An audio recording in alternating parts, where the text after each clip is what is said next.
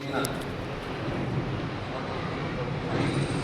आमदार कैलास पाटील साहेब यांचं सहकार्य आपल्या पत्रकार बांधवांना दुनियाचं कवच देण्याच्या अनुषंगानं कार्यक्रम आपण या ठिकाणी आयोजित केला आहे। या कार्यक्रमाचे अध्यक्ष जी आत्ताच या कार्यक्रमाला आम्हाला सर्वांना संबोधित करून गेले असे आपल्या जिल्ह्याचे पालकमंत्री सन्माननीय राधाकृष्ण सरनाईक साहेब, मंचावर उपस्थित असलेले आणि ज्यांच्या संकल्पनेतनं मला वाटतं हे सलग 3रं वर्ष आहे की पत्रकारांना 15 लाख रुपयाचं जीवन विमा कवच त्यांच्या माध्यमातून 10 लाख रुपयाचं विमा कवच त्यांच्या माध्यमातून देण्याचं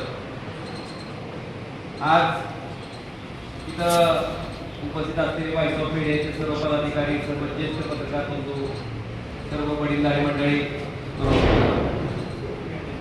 आज सगळ्यात पहिल्यांदा तुमच्या सगळ्यांचं कौतुक करायचं आहे।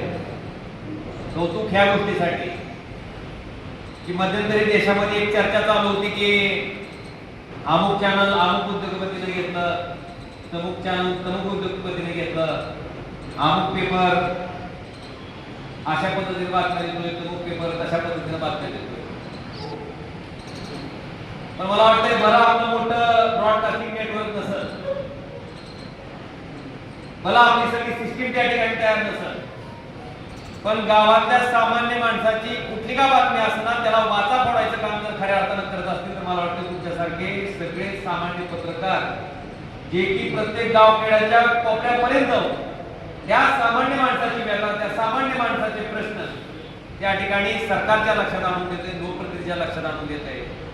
आणि जी भावना मध्यंतरी झाली होती की आता मीडिया नाही म्हटल्यावर कोण बोलणार, मला वाटतं त्याचा आवाज जर कोण म्हणला असेल तर मला वाटतं तुम्ही सगळी मंडळी या ठिकाणी बसलेली त्याचा आवाज बनला, त्याच्याबद्दल माझं मनापासून तुमच्या सगळ्यांचा आभार। कारण तुमच्यापासून कुठली बातमी दाबायचं म्हणलं तर दबत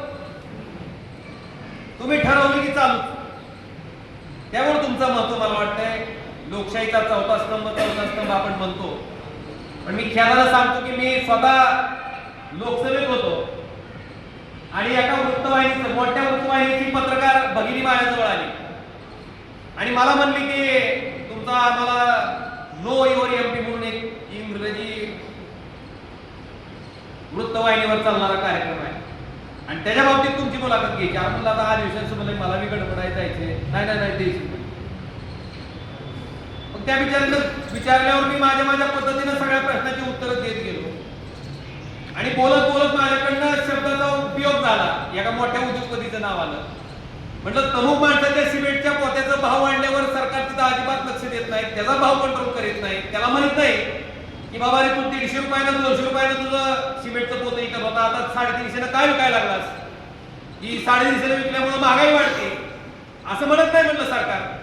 पण शेतकरी बिचारा आमचा 11,000 रुपये क्विंटलनं सोयाबीन विकायला लागले की ती मात्र सरकारच्या लवकर लक्षात येते आणि तिथं मात्र सरकार लगेच सोयाबीन आयात करणं असेल, पाम तेलावरचा आयात शुल्क कपात करणं असेल, या सगळ्या गोष्टी करून त्याला 38 रुपयाने विकायला भाग पाडते।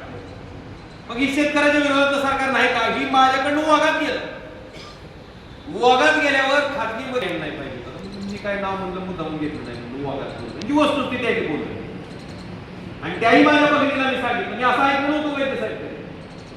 मग जर त्या प्रमुख वृत्तवाहिनीचा रिपोर्टर जर इतक्या दबावाखाली असेल की फक्त नाव आलं म्हणून आम्ही त्या ठिकाणी टाकू शकत नाही, तर नेमकं देश चाललाय कुठल्या दिशेनं, नेमकं आपण पत्रकारिता करतोय कुठल्या दिशेनं, ह्याचा विचार करायची वेळ या ठिकाणी निश्चितपणे लोकशाही जागृत राहिली पाहिजे, लोकशाही वाचली पाहिजे, लोकशाही प्रगल्भ झाली पाहिजे। जगातली सगळी मोठी लोकशाही आपण आहे असं म्हणणाऱ्या आपल्या भारताच्या प्रत्येक नागरिकाची आणि आज म्हणून तुम्ही त्या ठिकाणी अतिशय महत्वाचे आहात। आज तुमच्या माध्यमातून या पद्धतीनं आमदार साहेबांनी सांगितलं रोज उठलं की बातमी काय ऑपरेशन काय, अरे का ह्याचं ऑपरेशन काय, वरच्या नेत्यानं पक्ष बदलला म्हणून एखाद्या काय म्हणायचं मुंबईचं शांघाई झालेलं किंवा आपल्याकडे स्वित्झर्लंड सारखं सगळं तयार झालंय, अमेरिकेसारखं सगळ्या सोयी सुविधा तयार झाल्या, कुठं झालंय का? मग त्याच्यासाठी का महत्व एवढं?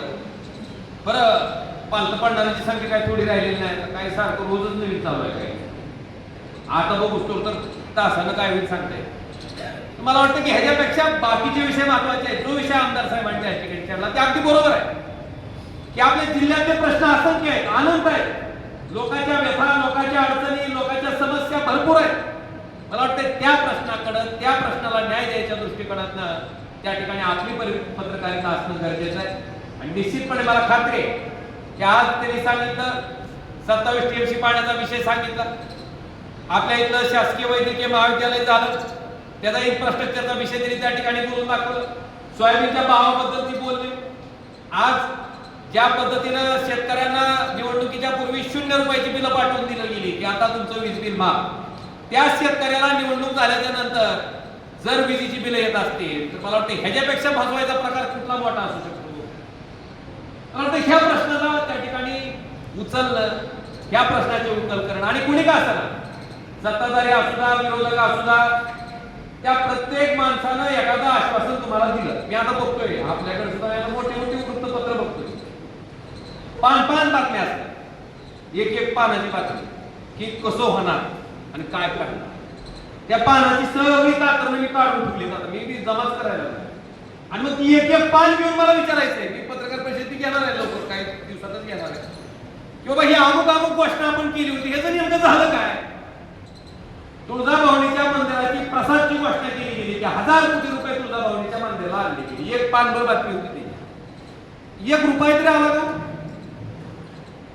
ही नेमकं काय पद्धत आहे. निवडणूक आणली की आम्ही मोठ्या घोषणा करायच्या, आमच्या निवडून यायचं, पुन्हा त्या घोषणेचं काय झालं ते बघायचं. अशा पद्धतीनं एखादा लोकप्रतिनिधी जर एखादी घोषणा करत असेल आणि त्याच्यावर अंमलबजावणी जर 0 असेल तर नेमकं मूर्ख कोण आहे. आपण मूर्ख आहेत, लोक मूर्ख आहेत, का स्वतः लोकप्रतिनिधी मूर्ख आहे, का आपल्याला मूर्खात काढायचा प्रकार चाललाय.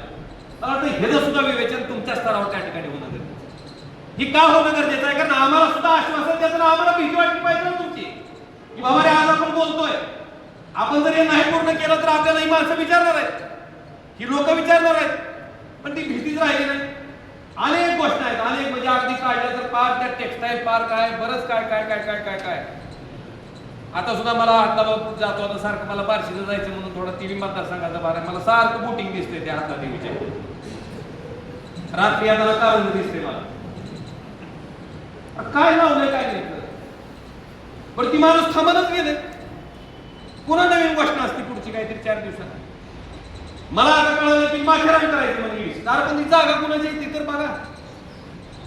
ती जागा रेल्वेची आहे, ती जागा रेल्वेची आहे. मागच्या 10 वर्षापासून त्या रेस्ट हाऊसला मी जातो, तिथलं मला 10 वर्षापासून माहिती आहे. मागच्या 5 वर्षात मी खासदार झालो. DRM ला बोलून मी त्यांना विनंती केली की ही तुमच्या राजकारणाची जागा आहे, तुम्ही इथं किमान व्यवस्थित. अरे आम्ही काय केलंय नेमकं, तुम्ही हे विचारणं गरजेचं नाही की ही जागा कुणाच्या मालकीची आहे, कोण करणार आहे नेमकं माथेरान. व्हायला काय अडचण नाही, घोषणा चांगली आहे, आम्हाला सुद्धा आनंद वाटतो. आपण लगेच माथेरानचं स्वप्न म्हणजे ईडीसीला सुद्धा गारवारा लागायला लागला आपल्याला. आता वस्तुस्थिती काय त्याच्यामध्ये, तरी कशामुळे लातूर ते मोरणी रस्ता इतका वर्ष चालू होता. मी कधी PPT काढून दाखवली तो तुमच्या समोर आलो, तुम्हाला कधी सांगितलं नाही आता हे पूर्ण होणार. ज्या दिवशी त्या कामाचं टेंडर फ्लॅश झालं आणि टेंडर फायनल व्हायला नंतर आम्ही त्या ठिकाणी त्या विषय पुढे गेलो. एखादी गोष्ट संपणार असेल, त्या ठिकाणी त्याला आकार येणार असेल तर तुम्ही जरूर त्याचं श्रेय घ्या, पण करणं काहीच नाही आणि एकच दिवस जायचं लगेच म्हणायचं की आता असं करतो म्हणून. मला वाटतं ह्या गोष्टीला कुठेतरी पाय ठेवला. मी का असताना कुणी असताना करायला पाहिजे असते, आम्ही उगाच मोगल नुसत्याच घोषणा तडाखी बाद घोषणा करायला कुणाला येत नाही का, लय अवघड आहे. काय अवघड आहे त्याच्यात. अरे पण ती पूर्ण करण्यासाठी काय परिश्रम घ्यावे लागते ह्याची जाणीव त्यांना कळू दे. सामान्य माणसाचा आवाज म्हणून तुम्ही, आणि लोक काय पत्र विश्वास देत नाही. तुम्ही 5 बातमी दिली असं ती वाचते, लोक मन लावून बरेच वाचते, काय मन लावून वाचते बिचारे. पण आता मला वाटतं त्या सुद्धा लोकांच्या प्रतिक्रिया यायला, ती सुद्धा लोक म्हणते की बाबा ही घोषणाच होते त्याचं प्रत्यक्षात झालं का. म्हणून लोकप्रतिनिधींना सुद्धा शब्द देत असताना जे काय घडणं शक्य आहे, जे काय करणार आहे त्याच्याच बाबतीत जी खरं असेल ती बोलावं आणि जे काम केलंय त्याचं बिलकुल श्रेय घ्यावं. पण जी काहीच केलं नाही त्याचं श्रेय काय म्हणून घ्यायचं. रेल्वेच्या बाबतीत आता रेल्वे तुम्हाला पत्रकार बांधवाला माहिती, रेल्वे कुणाकडे आहे नेमकं, राज्य सरकारकडे आहे का केंद्र सरकारकडे आहे. किंवा राज्य सरकारनं जर कुठे एखादा बारकासा राज्यमंत्री नेमला असेल तर मला दाखवा केंद्राचा अधिकार राज्याकडे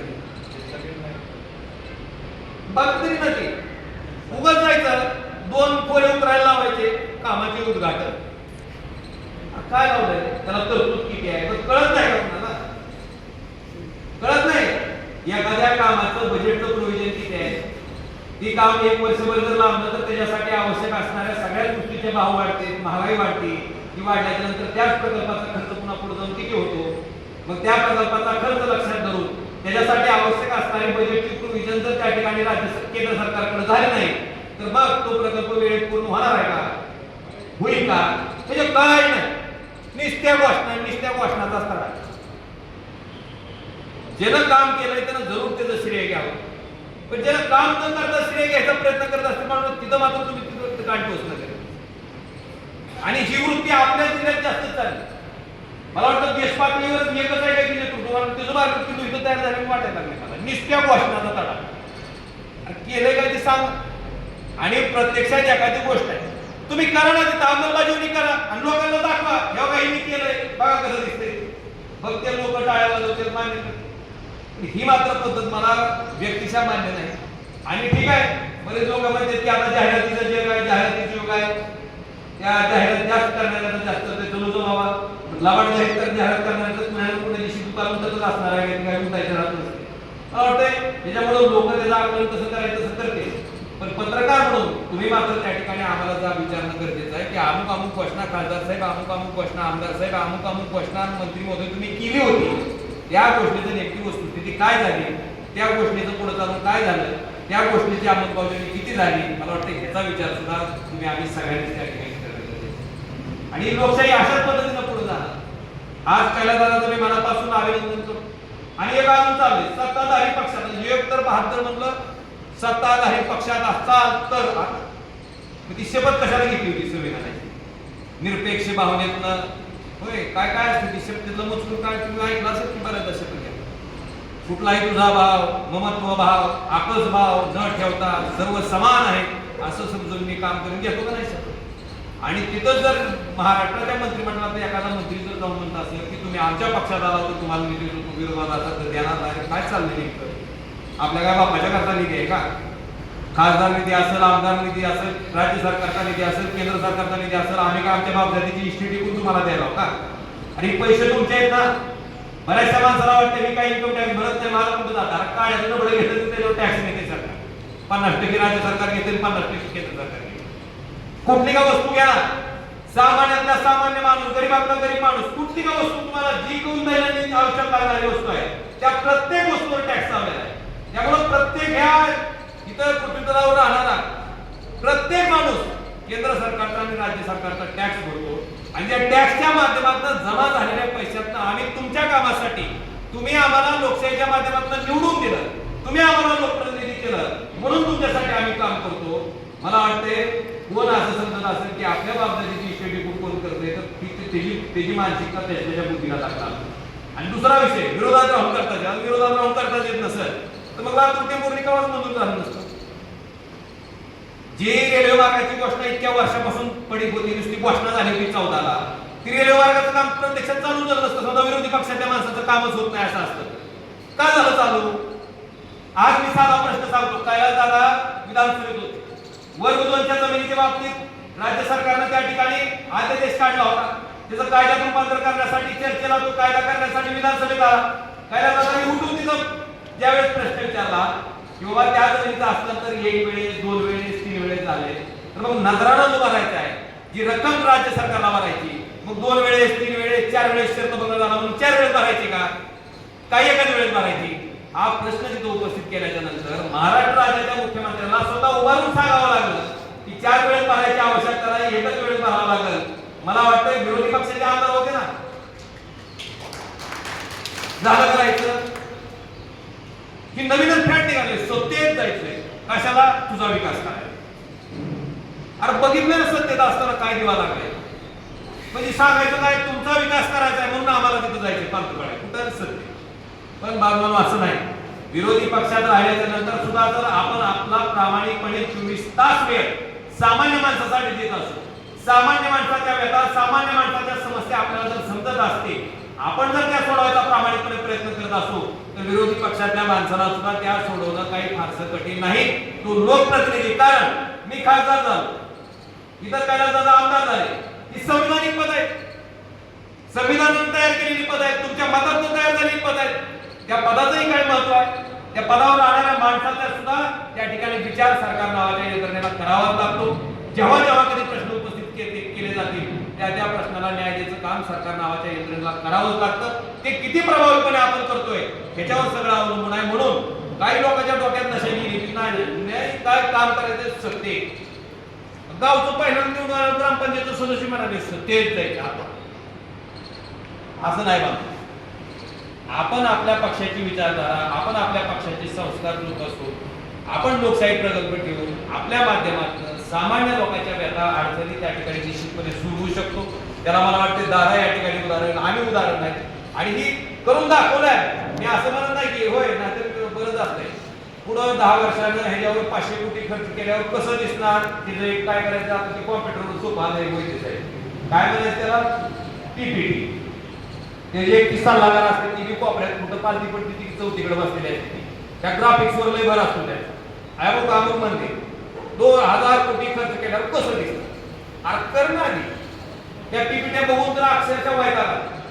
आणि मग त्यात काय वाटायला लागले, पीपीट्या सांगणारी माणसं फारच काहीतरी विकास करायला लागले आणि जी काही करत नाही ती निवळ मूर्ख आहे, असा काही समज आभास तयार करायचा जो प्रयत्न होतो ना, ती कधी ना कधी तर हात पडणारच नाही. वस्तुस्थिती लोकांच्या समोर येणारच आहे. आणि मला आपल्या माध्यमातून एवढं सांगायचं आहे की समजा मी 30-40 वर्ष जर मंत्री असतो आणि 40 वर्ष मी जिल्ह्याचा दिवा गावाला काय लावला ते तुम्हाला कळालं, आणि 40 वर्षानंतर आपण मंत्री असताना जर काही दिवा लागला नसेल आणि पुन्हा मी तुम्हाला समजून सांगत असेल की नाही नाही मला सत्तेत जायचंय, कशासाठी, त्याला विचारा तरी की बाबा तू स्वतःच काय झालं नेमकं, काय केलं, मला सुद्धा विचारा बाबा माझं कुठल्या एखादी गोष्ट असेल, मी एखादी गोष्ट केली असेल, सांगितलं असेल आणि पूर्ण झालं, मला सुद्धा विचारा बाबा काय झालं हे झालं. मला वाटतं ह्या पद्धतीनं तुम्ही आम्ही सगळ्यांनी पुढे जाणं गरजेचं आहे, आवश्यक आहे. आज कालच आपण छत्रपती शिवाजी महाराजांची जयंती सुद्धा साजरी, काल छत्रपती शिवाजी महाराजांची जयंती साजरी करत असतात. जयंती महाराजांची का साजरी होती, किती वर्ष झाला, जवळपास 400 वर्ष, जवळपास 400 वर्ष पूर्व व्हायला छत्रपती शिवाजी महाराजांचं जयंती झाली. 400 वर्षाच्या नंतर सुद्धा महाराजांचा इतिहास का परत पुढे येतो, अनेक आहे ते. आता तसं बघायला गेलं औरंगजेबाचा इतिहास सांगते ती का सांगत नाही, कोण माणूस पैशानं ताकदीनं किती मोठा आहे ही कधी इतिहास बघत नाही, माणूस विचाराने किती मोठा आहे हे कायम इतिहास बघत असतो. आणि इतिहास हा नेहमी पाठीद्वार करणाऱ्याचा कधीच दिला जात नाही किंवा पळून जाणाऱ्याचा कधीच दिला जात नाही, संघर्ष करणाऱ्याचा आणि संघर्षाला तोंड देणाऱ्या माणसाचाच इतिहास कायम केला जातो आणि तो कायमस्वरूपी पुढच्या पिढीला सुद्धा सांगितला जातो. का तर त्या इतिहासातून प्रेरणा घेऊन पुढच्या माणसानं आपलं जीवन कशा पद्धतीनं मार्गक्रमण केलं पाहिजे त्याची वैचारिक शिदोरी देण्याचं काम मला वाटतं ही थोर महापुरुषाची इतिहास आम्हाला सगळ्यांना करत असते. एक मार्गदर्शक म्हणून आपण त्या इतिहासाची पुनरावृत्ती, त्या इतिहासाचं पुनर्वाचन करून त्यांच्या बाबतीत सांगत असतो. वयाच्या 16व्या वर्षी रायरेश्वरावर ज्या ठिकाणी शपथ घेतली शिवाजी महाराजांनी, काही मोजक्या मावळ्यासोबत, काही मोजक्या चौकड्यासोबत, आणि नुसतं शपथ घेऊन महाराज थांबले नाही, पूर्ण आयुष्यभर ती शपथ पूर्ण करण्यासाठी आणि जनतेचं रयतेचं स्वराज्य स्थापन करण्यासाठी पूर्ण आयुष्य त्या महाराजांनी घातलं. मला वाटते त्यांचा इतिहास तुम्हाला आम्हाला सांगितला जातो, छत्रपती संभाजी महाराजांचा इतिहास तुम्हाला आम्हाला सांगितलं जाते. मला वाटतं ह्याचा विचार ह्या पीडित राहणाऱ्या प्रत्येक माणसानं सुद्धा करणं, खास करून तरुणांनी सुद्धा करणं आणि ती करावा एवढीच मी विनंती करतो. आज या कार्यक्रमाच्या निमित्तानं कैलासदादाने अतिशय स्तुत्य असा उपक्रम केला. मला वाटतंय की कुठल्याही माणसाचं बरेचसे लाभ त्याच्या माध्यमातून आपल्या सगळ्या पत्रकार बांधवांना मिळणार. मागच्या वेळेस 169 पत्रकार होते, त्यावेळेस आताच विचारलं जवळपास 200च्या घरात त्या ठिकाणी पत्रकाराची संख्या गेलेली आहे. तेव्हा त्या कुटुंबाला एक प्रकारचं विमा कव्हर, एक विमा संरक्षण त्या ठिकाणी द्यायचं काम आज दादांनी त्यांच्या माध्यमातून केलं. त्यांचं सुद्धा मी मनापासून तुमच्या सगळ्यांच्या वतीनं अभिनंदन करतो. आणि प्रत्येक लोकप्रतिनिधी खरं त्यांच्याकडनं जी माणूस कल्पक आहे, जी माणूस कायमस्वरूपी विचार करतोय, सामान्य माणसासाठी प्रयत्न करतोय, निश्चितपणे मला वाटतं त्यांचं अनुकरण सुद्धा आपल्या सगळ्याच लोकप्रतिनिधींना केलं पाहिजे. अशा पद्धतीचं काम आमदार कैलास पाटील साहेब यांच्या माध्यमातून त्या ठिकाणी घडतंय. मी हीच विषय म्हणत नाही. कृष्णा मराठवाडा सिंचन प्रकल्पाच्या बाबतीत पासून सांगतो मी तुम्हाला, आमचं 2.5 वर्ष सरकार होतं. बरीच मंडळी म्हणली झालं नाही, ही झालं नाही, पण आज तुम्हाला आवर्जून सांगतो, आपल्या जिल्ह्यातलं शासकीय वैद्यकीय महाविद्यालयाला मंजुरी याच 2.5 वर्षाच्या काळात झाली. आपल्याला कृष्णा मराठवाडा सिंचन प्रकल्पाचा प्राधान्यक्रम जो बदलून घेतला, ज्याच्यामुळे आता रामदारात आलेलं पाणी आपल्याला दिसतंय, तो प्राधान्यक्रम सुद्धा त्याच काळात त्या ठिकाणी बदलून घेतला गेला. आज जे झालंय म्हणजे काम करणारा लोकप्रतिनिधी असेल, त्याचं लक्ष जर त्या ठिकाणी बारीक सारीक कामावर असेल तर निश्चितपणे त्या भागातल्या समस्या सुटण्यासाठी मदत होते. आणि मी साक्षीदार, अक्षरशः ती एस्टिमेट करायचं म्हणलं तर इंजिनिअरिंगचं डिपार्टमेंट वेगळं, इलेक्ट्रिकलचं डिपार्टमेंट वेगळं, मेकॅनिकलचं डिपार्टमेंट वेगळं, त्या तिन्ही डिपार्टमेंटचे एस्टिमेट करून घेण्यापर्यंत त्या ठिकाणी दादा असतील, मी असतील, आम्ही त्या ठिकाणी वेळ खर्ची घातला, की प्राधान्यक्रम बदलून घेतला. आणि आज त्याच्यामुळं आणि आमच्या अपेक्षा तेवढीच बाबा, आपल्या भागातल्या हक्काचं, आपल्या भागातल्या लोकांचं, आपल्या भागातल्या लोकांचा अधिकार असतील, त्यांच्या अधिकाराचं पाणी त्यांना मिळालं पाहिजे. आणि त्याच्यासाठी विरोधी पक्षात जरी असलो आम्ही किंवा कुठं जरी असलो तर आमचा आवाज कधीही बंद पडणार नाही. सगळे जर आम्ही ताकदीनं ते पाणी इथं आणण्यासाठी कायमस्वरूपी प्रयत्नशील राहू. फक्त एवढंच आहे की जाऊन सारखी सारखी पीपीटी दाखवणं, उगाच खालच्या नदीतलं पाणी, तळ्यातलं पाणी वरच्या नदीत टाकून कसं काय पाणी येणे, कशी काय मोटर चालायची म्हणून सारखं दाखवणं, ही प्रकार काय आमच्याकडनं होणार नाही. जे काय होईल ते कॉन्क्रीट होईल. ज्या दिवशी होईल त्या दिवशी मोठ्या मनानं सांगू किंवा ह्याच्यासाठी आम्ही कष्ट घेतलं होतं आणि आज ते पूर्ण आलं, त्याचा मनस्वी आनंद त्या ठिकाणी आम्हाला असणार आहे. आणि त्या पद्धतीचं काम आमच्या सगळ्याच्या माध्यमातून पुढे जिल्ह्यामध्ये करायचा आम्ही प्रामाणिकपणे प्रयत्न करू, हेही वचन मी आपल्या सर्वांना देतो. या कार्यक्रमाला आम्हाला बोलवलं, आमचा सत्कार केला, सन्मान केला आणि अतिशय चांगल्या अशा कार्यक्रमाला उपस्थित राहता आलं. तुमच्या सर्वांबरोबर या ठिकाणी संवाद साधता आला, त्याच्याबद्दल संयोजकाचे आभार मानतो. आज खरं आवर्जून मला सांगावं लागेल की सर मी विद्यार्थी, मी बी काय झालं, आम्ही दोघं विद्यार्थी आहोत. सरांनी आम्हाला छत्रपती शिवाजी हायस्कूलला असताना इंग्रजी शिकवलेला आहे, बऱ्याचदा मार बी खाल्लेला आहे मी त्यांचा. पण निश्चितपणे आज आम्हाला सुद्धा आनंद वाटला की आज एक पत्रकार म्हणून सरांचा सत्कार त्या ठिकाणी करायची संधी मला असेल दादांना मिळाली. त्याच्याबद्दल सुद्धा आपल्या सर्वांचा आभार मानतो. तुम्हाला सगळ्यांना शुभेच्छा देतो आणि माझ्या शब्दाला विराम देतो. धन्यवाद. धन्यवाद दादा. या ठिकाणी आपण पत्रकार बांधवांना विकास कसा करायचा हे सांगत असताना आज मला असं जाणवत होतं की बऱ्याच वेळेस ज्यावेळेस तुमच्या पत्रकार परिषदा असतात त्यावेळेस पत्रकार बांधव तुम्हाला समोर प्रश्न विचारून भांबावून सोडतात, परंतु आज माईक तुमच्याकडे होता आणि पत्रकार बांधवाच्या हातात माईक थोडा आराम करत होता. त्याच्यामुळे तुम्ही पण पत्रकारांना त्यांचं काम काय असतं हे सांगत असताना त्यांच्या कामाची जाणीव करून दिली. पण ज्यावेळेस पण ह्या पालकमंत्र्यांच्या हस्ते या जिल्ह्याच्या विकासाची गाडी एसटी ज्यावेळेस चालल त्यावेळेस माझा पत्रकार नक्की वाजवेल एवढं मात्र मी तुम्हाला या ठिकाणी आश्वासन देतो. आणि या ठिकाणी मी व्यासपीठावर असलेल्या मान्यवरांना विनंती करतो की त्यांनी आमच्या धाराशिव जिल्ह्याचे जिल्हाध्यक्ष सर्वांना सामावून घेणारे ओंकार बनसोडे सर यांचा सत्कार करावा अशी मी विनंती व्यासपीठावरील सर्व मान्यवरांना करतो. सन्माननीय